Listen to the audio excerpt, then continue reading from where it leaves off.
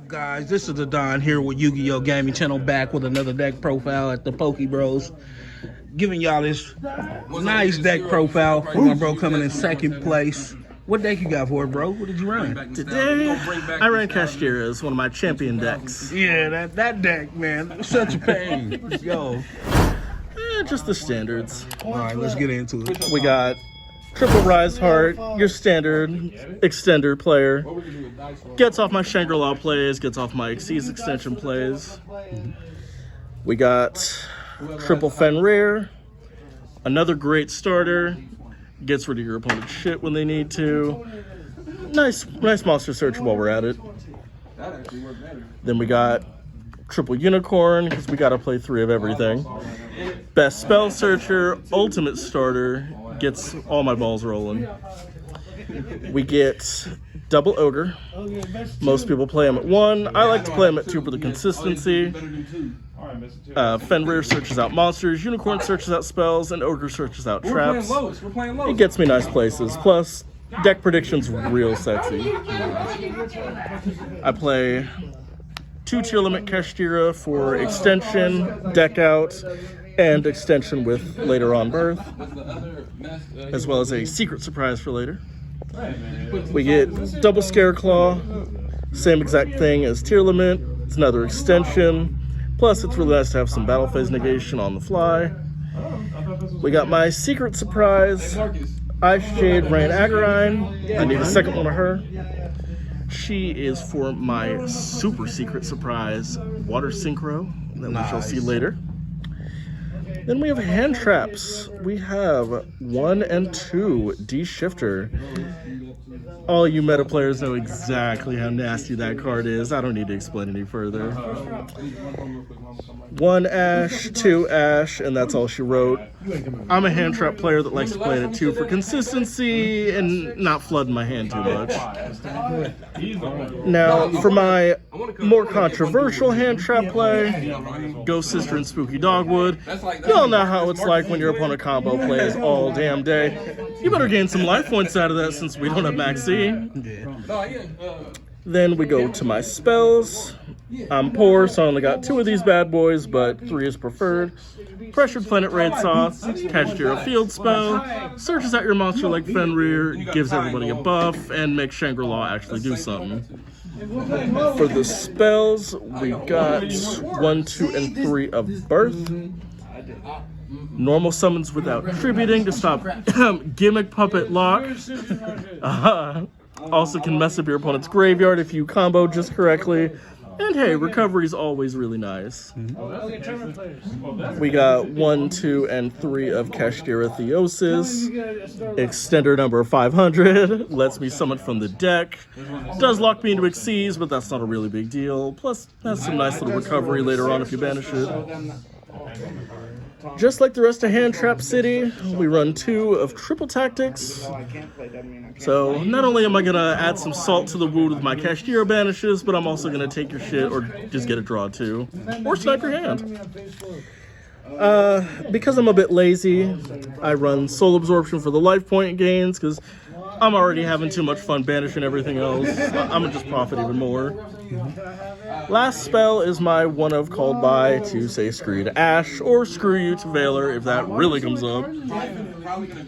We have traps. We have Kashtira Prep and Kashtira Big Bang. Both of them are searchable by Ogre.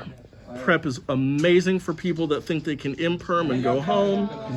And Big Bang never hurts to have an evenly matched on your side, but mainly for the extenders for Shangri-La later. We have 1, 2, and 3 imperm because it's imperm. You gotta have your own negates somewhere. Now for the final 2 cards are my ultimate surprise tech card that only I play. Not 1 but 2 of Yugimoto's favorites, Light Force Sword. We all know that we lost Beautiful Appointer of Red Lotus. This is my Kashtira answer. I may get to banish it randomly, but it's face down. Guess what gets to activate? And it's for 4 turns. Like we're gonna have 4 turns in this damn format. Yeah, I was a victim to that card. Definitely helps to get a random pocket, lock 5 zones at the start of the damn turn before my opponent gets to do anything at all. Then we move on to the extra deck, and then I'll show up a few combos. But they're all more or less straightforward. Extra deck, we got ourselves triple Shangri-La, boss monster of the deck, loves to lock off zones of all kinds, plus a free special summon to keep things on board. Triple Red Eyes Flare Metal because I started as a Trickstar player and I love to burn my opponents just as hard. So if they want to spend all day, you know, doing their combos, I'll gain life points all day with Spooky Dogwood, and I'll burn you all day with my Red Eyes. My 2 super scary numbers of Big Eye and Harmonizer Griddell. Big Eye self-explanatory, let me just snatch a big boy and walk home. Harmonizer Griddell is a really nice graveyard disruption. They're about to look really cool with their Miracle Fusion, or one of their Albaz cards. Oh, I just sniped it from your graveyard. And they're protected against mono-type decks. Enjoy. What about a Mario Kart? Draco Sack was because everybody told me to. I'm not the biggest fan of it, but I know about the Heat Soul combos, so it's something. Plus, hey, I mean, it's good for at least a Link player too. What about Smash Bros? That's 1, 2, 3. Dark Arm Dragon of Annihilation. I promise you, I didn't read class because I'm a Yu-Gi-Oh player. I didn't know that I could do, you know, constant banish, constant blow up. It's amazing. Zeus. I would love to have a second one, but Zeus. Enough said. Rest in peace, Arise Heart. Utopic Future isn't, you know, my go-to. I meant to actually put in Titanic Moth, but I couldn't find it for direct attacking. But Future, I mean, that's some pocket clutch stuff if I can, you know, bring out enough XCs and I'm having some problems. My mandatory Link, in case if I need to triple tactics my opponent's stuff or I get nibbed, it's something to go into, and because that card in question is going to be level 11, guess who has their stats turned on? Now, unlike most cash players, I actually play synchros outside of Baron. Rest in peace, Baron. Sword Soul Sheng Ying got a little bent. Car accident. Oopsies. But this is definitely my bread and butter go-to synchro. Unlike most people, I will normal summon my hand traps. Gains 100 attack for everything that's banished. Thank you, Kashtiras. And powers down the opponent's monsters for everything that's banished. Yes, please. Banish something in the middle of anything. Guess what gets banished? The field and the graveyard, non-targeting. Please. And let's not forget, every single time it would die, banish something in grave as many times as I fucking want to. My secret lady, Ice Jade Grimier Agarine. I would like to thank a friend of mine that played Ice Barriers.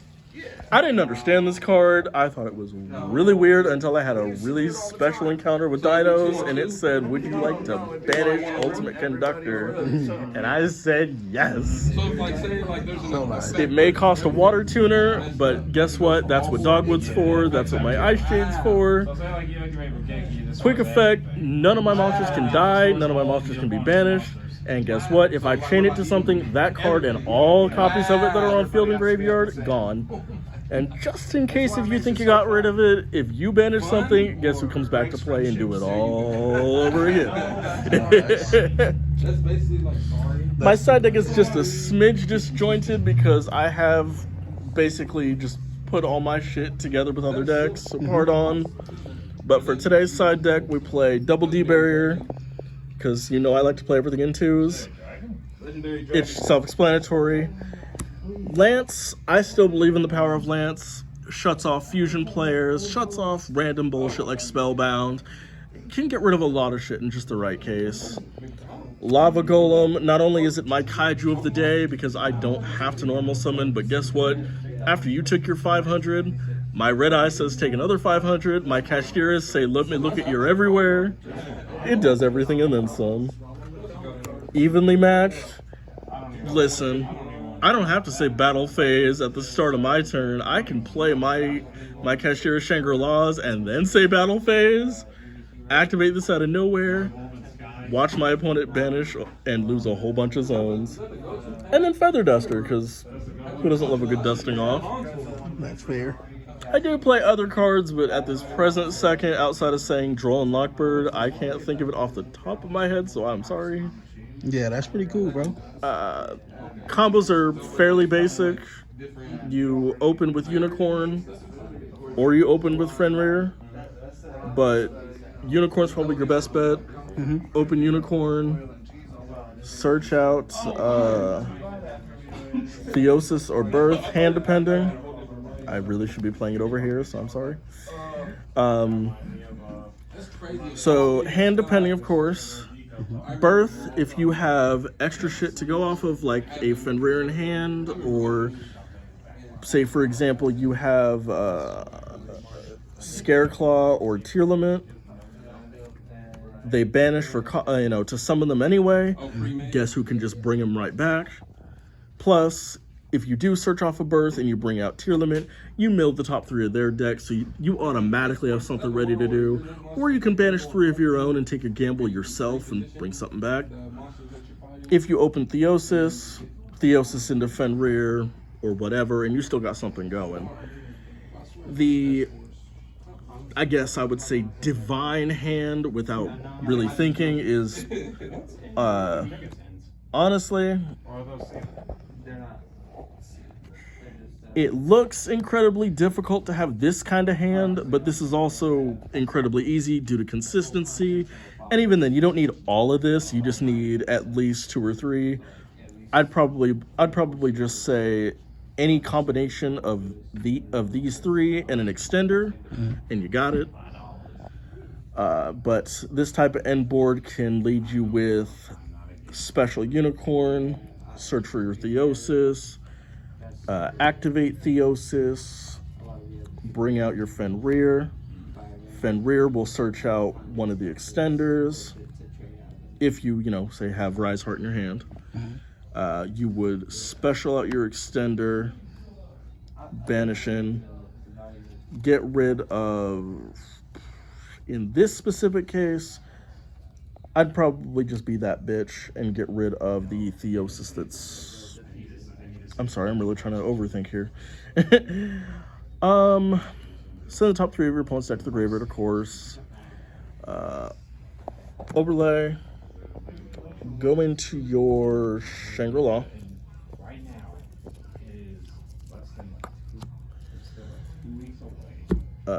Special out your Rise Heart. Use the effector Rise Heart to get rid of your Big Bang.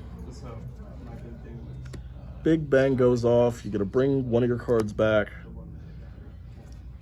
Overlay it again. Keeping that Unicorn actually, because it's probably smart. To go into another Shangri-La.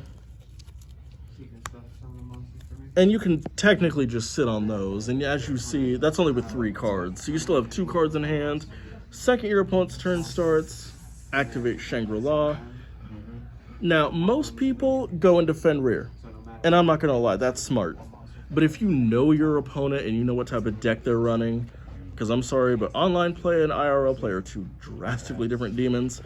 I prefer Ogre to start. It's not the most widely looked upon, but remember, I get to look at the top 5 of your deck, so I know what you're playing in advance, and I get to cherry pick one of your cards. I'm not complaining. That's pretty sick, bro. That's definitely a different combo from what I would think. But yeah. As a dual tainer, I've learned, think outside the box, even with the most meta decks, and make it your own. You can definitely, net deck, but I've learned very quickly, it's not the deck, it's the pilot. So I've been able to make consistently double flare metal and still have a Kashtira on board. And as you were personally witness to, ended on a board of triple Shangri-La, Unicorn, Scareclaw, Preparation's the Trap, Birth the Spell, and having a triple tactics in hand. That is pretty sick. That's sick, bro. Yeah, and I was a victim to that. For all y'all that don't exactly know what that means Activate a monster effect, I get to look at your extra deck and get rid of something. Activate a trap after resolution, I get to look at your hand and banish something. Activate a spell, and you have at least 3 in your graveyard after the fact, banish 3. And 2 of his zones were already locked. Oh, and by the way, if you battle any of these 5 beautiful monsters, it's negated. That was sick, bro. That was sick. You got any shout outs for us, bro? Definitely Kyle Lewis for being my damn teacher. Not guy. teacher for Kashtira, but definitely teacher in terms of brought me on the meta path. Back in the day, I used to be a dual tainer that was all about showmanship, and I put too much razzle dazzle into my plays without really being too smart about it. Now I learned how to do both. That's also fair. But no, that, and I'd probably say my friend Matt Gutierrez. He definitely helped me make this deck as it is. Definitely have been a nice friend throughout the years. But otherwise, nobody too important that's right in front of me that I could think of at all. All right, bro. Let's thank you again for the deck profile, bro. Anytime. And we'll catch them in the next profile. Peace.